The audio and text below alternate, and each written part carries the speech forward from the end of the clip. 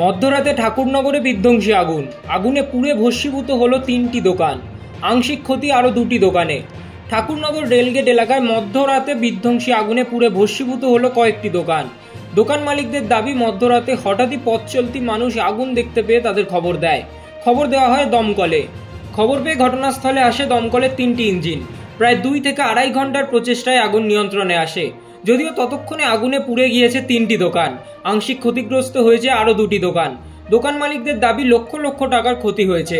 তো রাত 12টা যখন বাজে, তার 12টা বাজেও নি, তার আগে আমার বাবা বাড়ি চলে গেছে।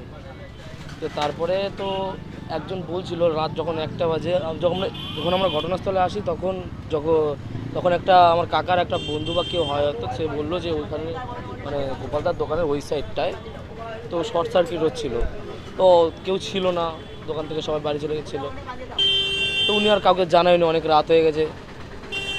তো ওই শর্ট সার্কিট থেকে এই আগুনটা লাগে, যার কারণে আমাদের দোকান তো পুরোপুরি তছনছ হয়ে গেছে। পাশে ওই দাদার দোকানও পুরো কিছু নেই। কটা দোকান পুড়েছে?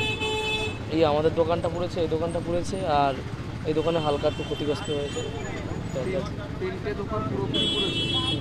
3টে দোকান, আর একটা আংশিকভাবে? আংশিকভাবে। ফায়ার ব্রিগেড কখন এসেছে? ফায়ার ব্রিগেড এসছে তখন প্রায় 3টে বাজে। 2টো এসেছিল। ক ঘন্টা লেগেছে আগুন? তাও বড় জোর 2 ঘন্টা লেগেছে। আমাদের দোকানে তো প্রায় 2 লাখ টাকার উপরে মাল ছিল, এত ক্ষতিগ্রস্ত। এই দাদাদের আরও মুদির দোকান, তো ওই দাদাদের আরও বেশি গেছে, আরও ক্ষয়ক্ষতি আরও বেশি হয়েছে।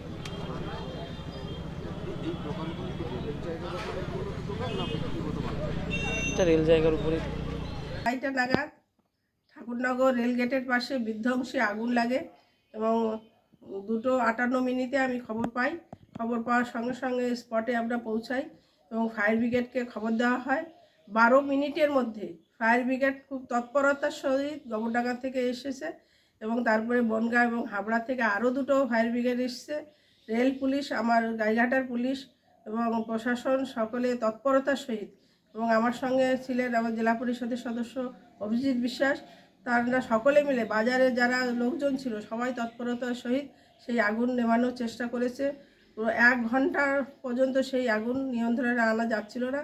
অনেকটা চেষ্টার পরে সেই আগুন নিয়ন্ত্রণে আনা হয় এবং অনেক দোকান ভস্মীভূত হয়ে গিয়েছে, মানুষের অনেক ক্ষতি হয়েছে। এবং এই বিধ্বংসী আগুনে যারা এসেছিলেন ফায়ার ব্রিগেডে তাদেরকে ধন্যবাদ জানাবো। তারা এবং রেল পুলিশ, আমার গাইঘাটা পুলিশ প্রশাসন, তারা যে তৎপরতার সহিত আজকে কাজ করেছে এই আগুন নেভানোর জন্য, তাদেরকে ধন্যবাদ জানাবো।